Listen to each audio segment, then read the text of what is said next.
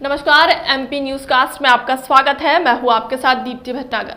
आइए शुरुआत करते हैं दिन भर की कुछ खास खबरों के साथ। बाढ़ से प्रभावित क्षेत्रों में राहत कार्यों और बचाव कार्यों की सीएम ने की समीक्षा। हेलीपैड से उतरने के बाद सीधे कलेक्ट्रेट पहुंचकर बैठक में हुए शामिल। जिले के सभी जनप्रतिनिधि और अधिकारी रहे मौजूद। सीएम ने कहा, पानी उतर रहा है, रेस्क्यू कार्य पूरा हो चुका है। अब चुनौतियां दूसरे तरीके की है जिनसे निपटना जरूरी है। बाढ़ से पेयजल सप्लाई और विद्युत सप्लाई हुई थी प्रभावित। पानी उतरने के बाद सिल्ट मिट्टी और मलबे को साफ करना पहली जरूरत। उसके बाद शहर और ग्रामीण क्षेत्रों में लोगों की स्वास्थ्य सुविधाओं को रखना होगा ध्यान। शहरी और ग्रामीण क्षेत्र में जलापूर्ति के संबंध में ही दिए आवश्यक निर्देश। बाढ़ राहत में जुटे अधिकारी कर्मचारियों से लेकर होमगार्ड और जनप्रतिनिधियों आमजन को दिया धन्यवाद। सभी जनप्रतिनिधियों से उनके क्षेत्र में आवश्यकताओं के बारे में भी जानकारी। सीएम ने कहा, सरकार उनके साथ खड़ी है, किसी भी प्रकार की कोई परेशानी किसी को नहीं होगी।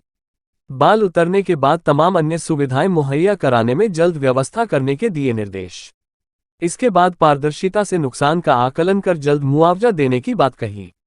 समीक्षा बैठक के बाद मुख्यमंत्री शिवराज सिंह चौहान जत्रापुरा क्षेत्र में बाढ़ पीड़ितों के बीच पहुंचे। मोटर बोट के सहारे उन्होंने पानी में फंसे लोगों से मुलाकात की। लोगों से उन्होंने हर संभव मदद का आश्वासन देने के साथ सरकार के उनके साथ खड़े होने की बात। मुख्यमंत्री शिवराज सिंह चौहान बाढ़ प्रभावित क्षेत्रों का जायजा लेने और बाढ़ राहत के लिए चलाए जा रहे कार्यों की समीक्षा करने विदिशा पहुंचे। एसीटीआई कॉलेज के हेलीपैड पर उतरने के साथ उन्होंने कलेक्ट्रेट के बेतवा सभागार में अधिकारियों और जनप्रतिनिधियों की बैठक ली। बैठक के दौरान उन्होंने विदिशा जिले के सभी बाढ़ प्रभावित क्षेत्रों में किए जा रहे कार्यों की जानकारी ली। साथ ही साथ बाढ़ का पानी उतरने के साथ किए जाने वाले कार्यों के बारे में अधिकारी कर्मचारियों को निर्देशित किया। अपनी बात रखने के साथ ही उन्होंने सभी अधिकारी कर्मचारियों, जनप्रतिनिधियों, होमगार्ड जवानों ने राहत और बचाव कार्य में सहयोग किया था, उनका आभार प्रकट किया। लड़के द्वारा उन्होंने कहा कि रेस्क्यू का काम पूरा हो चुका है। बाढ़ का पानी भी उतरने लगा है। अब इसके बाद की अन्य प्रकार की चुनौती है जिसका हमें सामना करना है। उन्होंने कहा कि सिल्ट, मलबा आदि को हटाने की प्रक्रिया जल्द ही शुरू होगी। उसके बाद स्वास्थ्य सुविधाएं, बिजली और शुद्ध पेयजल की सुचारू व्यवस्था प्राथमिकताओं में शामिल है। इन सब के बाद पारदर्शिता से नुकसान का आकलन करने, उनका पंचनामा बनाकर जल्द से जल्द उसका वितरण करने की बात भी उन्होंने कही। इस बैठक के दौरान कलेक्टर एसपी के अलावा तमाम अन्य अधिकारी, विदिशा जिले के विधायक और अन्य जनप्रतिनिधि भी मौजूद रहे। बैठक के बाद उन्होंने विदिशा शहर के जतरापुरा इलाके का निरीक्षण किया। यहां पर वोट में बैठकर लोगों के बीच पहुंचे। विदिशा जिला ब्यूरो मुकेश चतुर्वेदी। थोड़ा पीछे हो जाना। हाँ, हट रहा हूँ आप। गुना जिले में भी गया, रायसेन जिले में भी मैं गया, जहाँ जहाँ नुकसान हुआ है। मैं विदिशा से ही पूरे प्रदेश की जनता को आश्वस्त करना चाहता हूँ कि दिक्कत और संकट है, लेकिन मैं साथ खड़ा हूँ, सरकार साथ खड़ी है। हम संकट के पार जनता को निकाल के ले जाएंगे और युद्ध स्तर पर सारी व्यवस्थाएं बहाल करेंगे और राहत के भी बेहतर से बेहतर इंतजाम करेंगे। नल जल योजना होगी वो भी गड़बड़ हो गई होगी, तो जो आवश्यक दवाइयाँ डालनी चाहिए वो डाल के पानी पीने का खराब ना हो, ताकि लोगों को दिक्कतें ना हो। तो वो हमको पेयजल की व्यवस्था ठीक करनी पड़ेगी। लोगों का मेडिकल चेकअप करके 4-4, 5-5 दिन बाढ़ में घिरे रहे, और मुझे लग रहा है कि पानी पूरी निकासी में अभी तो 1-2 दिन और लगेंगे जिस गति से उतर रहा है। तो उसके बाद जरूरत पड़ेगी, क्योंकि गांव में भी बदबू और बाकी सब चीज़ें होगी, तो सफाई से वो ठीक हो जाएगी। और लोगों का चेकअप करके हम उनके स्वास्थ्य की चिंता हम कर लेंगे। दवाइयों की जरूरत होगी, कोई और दिक्कत होगी तो एक स्वास्थ्य संबंधी काम। फिर एक बड़ा काम जो पूरी पारदर्शिता के साथ हमको करना है, और वो बड़ा काम है सर्वे करना। नुकसान हमारे एक फसल का नुकसान हुआ है।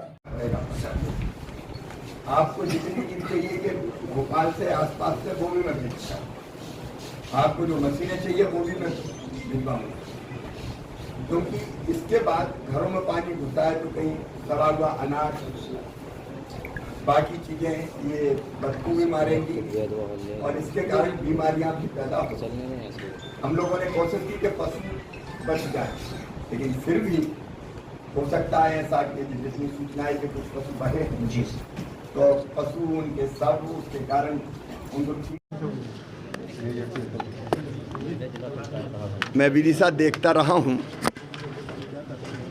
ऐसी भयानक बाढ़ पहली बार आई बेतवा और उनकी सहायक नदियों में,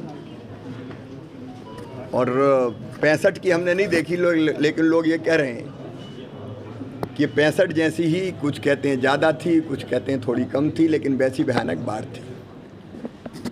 पानी अभी उतरना शुरू हुआ है, पूरा खाली होने में अभी थोड़ा समय लग सकता है। कल भी मैं लगातार बासौदा उतर के रेस्क्यू ऑपरेशन में सम्मिलित हुआ था और विदिशा के आसपास भी देखा था, कुरवाई भी मैं गया था, और मैं राजगढ़ और गुना भी गया था, और आज भी यहाँ से कुरवाई होकर भिंड और मुरैना मुझे जाना है। लेकिन तत्काल आने का कारण यही था कि कुछ चीज़ें प्राथमिकता के आधार पर हमको करनी है। अब पानी जैसे ही उतरेगा, सबसे पहली आवश्यकता है कि जो सिल्ट जमेगी, कपा, माटी, फिर चीज़ें कई सड़ गई होंगी, उनकी बदबू, उसके कारण कई तरह की बीमारियों का खतरा। और इसलिए आज मैंने सवेरे भोपाल में मीटिंग करके सारे डिपार्टमेंट के प्रिंसिपल सेक्रेटरी और additional chief secretary, chief secretary सबको बुला के निर्देश दिए कि यहाँ जितने लोगों की ज़रूरत हो अलग अलग डिपार्टमेंट को, एक शहर और गांव, वहाँ से सिल्ट हटाना है, अनाज सड़ रहा होगा कहीं अगर डूब गया है तो और कई तरह की चीज़ें होगी तो वो सफाई का अभियान चलाना है। हमने पूरी कोशिश की। मुझे ये कहते हुए संतोष है कि जो रेस्क्यू ऑपरेशन चला, जनता ने, जनप्रतिनिधियों ने और प्रशासन ने, ऊपर से लेके कलेक्टर, कमिश्नर से लेके नीचे तक, चाहे पुलिस के साथी हो, होमगार्ड के जवान हो, हमने सेना के हेलीकॉप्टर भी बुलवाए थे, और हमारी पहली प्राथमिकता थी लोगों की ज़िंदगी बचे।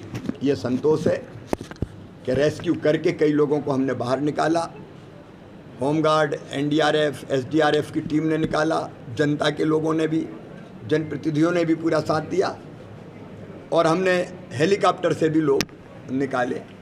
तो पहली प्राथमिकता थी लोगों की जान बचे, जिसमें मुझे एक बार बधाई देता हूं सब लोगों को, उन्होंने बहुत मेहनत से, और धन्यवाद देता हूं, आभार प्रकट करता हूं, मेहनत से काम किया, प्रशासन के लोगों ने भी, जनप्रतिनिधियों ने भी। अब पहली चीज़